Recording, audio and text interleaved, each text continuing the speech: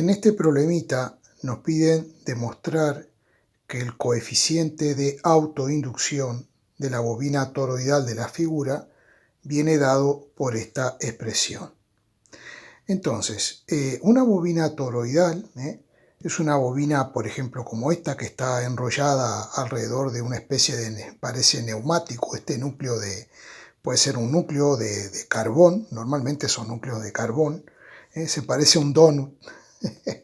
Y pueden tener, por ejemplo, sección circular como esta, o en este caso tiene una sección rectangular. Vamos a empezar viendo lo siguiente. El flujo es directamente proporcional a la intensidad de la corriente en una bobina, o solenoide o toroide. Cuanto mayor sea la corriente, mayor será el flujo. Entonces, la constante de proporcionalidad, L, es el coeficiente de autoinducción. Por tanto, nosotros de aquí podemos despejar L y nos quedará el flujo dividido entre la intensidad de la corriente.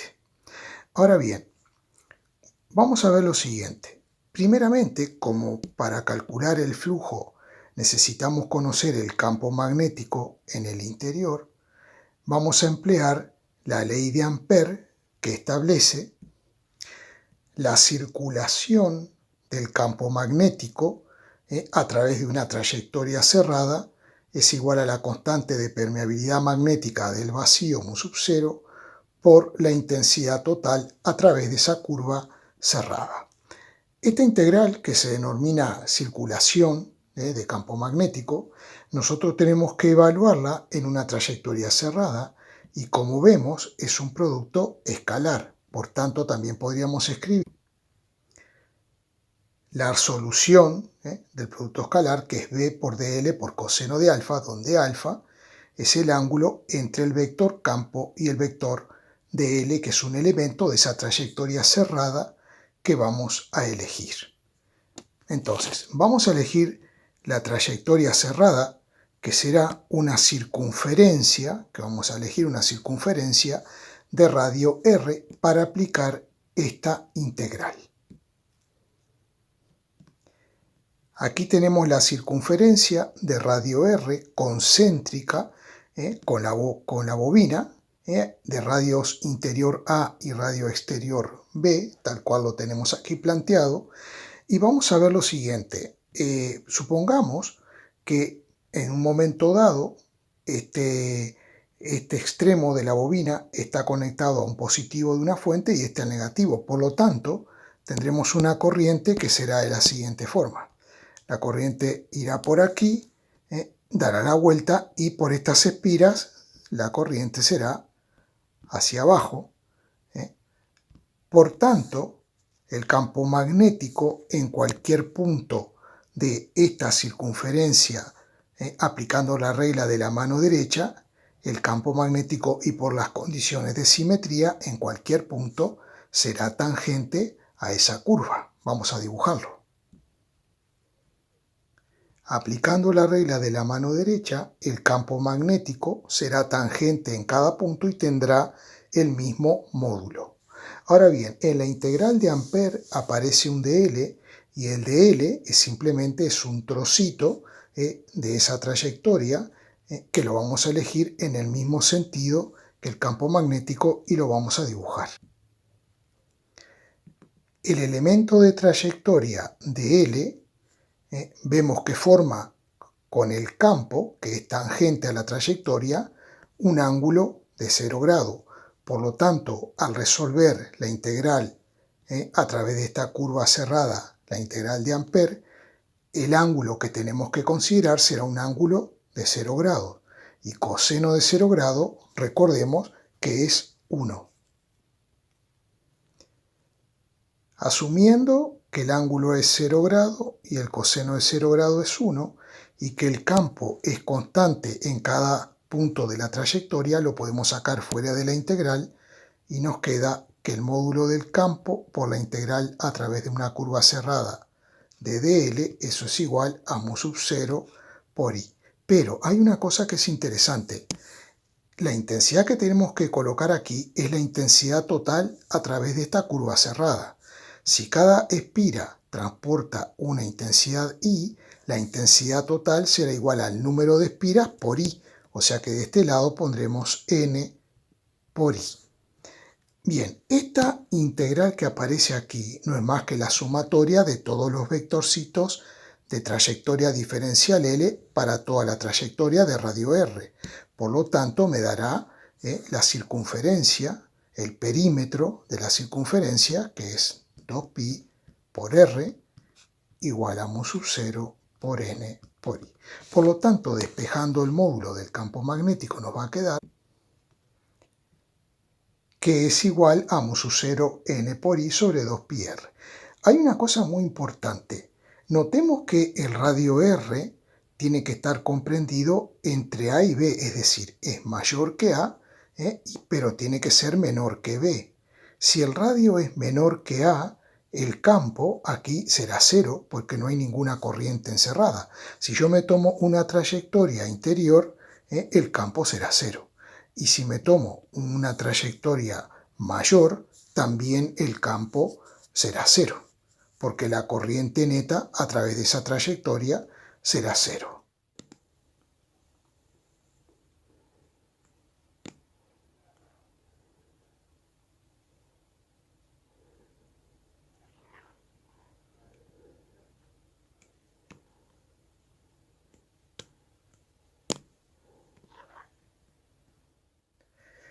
También esta expresión nos dice que el campo magnético depende de R en el interior del toroide. Por lo tanto, si esta sección rectangular la colocamos aquí, en diferentes puntos de esta sección el campo no será constante porque depende de R, que estará medido desde el centro. Entonces, ¿qué es lo que podemos hacer para calcular el flujo total que vamos a tener aquí dentro? Vamos a tener que tomar una pequeñísima superficie y considerar que para esa pequeñísima superficie el campo es constante.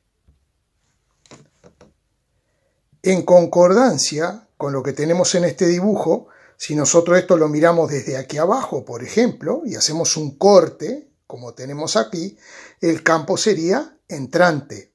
Entonces, consideramos una pequeña superficie con el campo entrante, vamos a ampliarlo, y dado que esta distancia que he tomado aquí es tan pequeñita, vamos a llamarle diferencial de R. Un momento. Ahora, que quería que esto me quedara en color negro también. Bueno, entonces tenemos una pequeña superficie cuyos lados son diferencial de R, porque es una variación del radio R que está medido desde aquí. Podemos dibujar el radio R, por ejemplo. Vamos a hacerlo así. Este sería el radio R. Y esto es simplemente una variación de este radio R. Y el otro lado es H. Y es tan pequeñita, como dije antes, que el campo podemos considerar que prácticamente es constante, ese campo que depende de R. Entonces vamos a empezar calculando el elemento de flujo a través de esta pequeña superficie que le llamaremos diferencial de flujo. Vamos a escribirlo. Diferencial de flujo será igual a N por el módulo del campo por el módulo del vector superficie por el coseno del ángulo que forman. Entonces, como el campo es entrante y el vector superficie lo hemos elegido entrante, el ángulo será 0 grado y coseno de 0 grado será igual a 1. Entonces, podemos seguir haciendo lo siguiente. Aquí, si estamos definiendo un elemento diferencial de flujo, aquí tendremos que tener algún diferencial. Entonces, N no lo es. El campo dijimos que es constante para esta superficie tan pequeña. Entonces, lo que vamos a tener de este lado es un diferencial de superficie. Si tengo un diferencial de algo de este lado, también tengo que tener un diferencial de este otro lado. Bien, sigamos para adelante. Volvemos a escribir el diferencial de flujo como n por el campo, y el diferencial de superficie, como es un rectángulo, de lados h por dr nos quedará de esta forma. Y damos un pasito más escribiendo la expresión para el campo, que es, la tenemos ahí arriba, mu sub 0 por n, o sea que me queda un n al cuadrado por la intensidad sobre 2pi por r y por h y por diferencial de r. Entonces, si queremos saber el flujo total para esta superficie, para la superficie de cada una de las espiras rectangulares, tendremos que integrar de un lado y tendremos que integrar del otro lado. Esta integral vemos que depende de r, y r, el vector r, estará cambiando entre a y b, o sea que podemos colocar los límites de integración entre a y b para hacer esta integral definida. Vamos a borrar un poquito arriba para resolver la integral y terminar el problema. El resultado de la integral en el primer miembro será el flujo total, y en el segundo miembro todo esto es constante. Se nos va a quedar fuera de la integral n cuadrado por mu sub 0 por la intensidad por h, todo esto dividido 2pi, y tendríamos que resolver la integral entre a y b de 1 sobre r por diferencial de r. Sabemos que la integral de 1 sobre r por diferencial de r es logaritmo neperiano de r. Entonces volvemos a escribir. Esto nos queda logaritmo neperiano de r entre a y b, y vamos a resolver ahora sustituyendo la r por b y restándole a esta expresión sustituyendo la r por a. Entonces nos va a quedar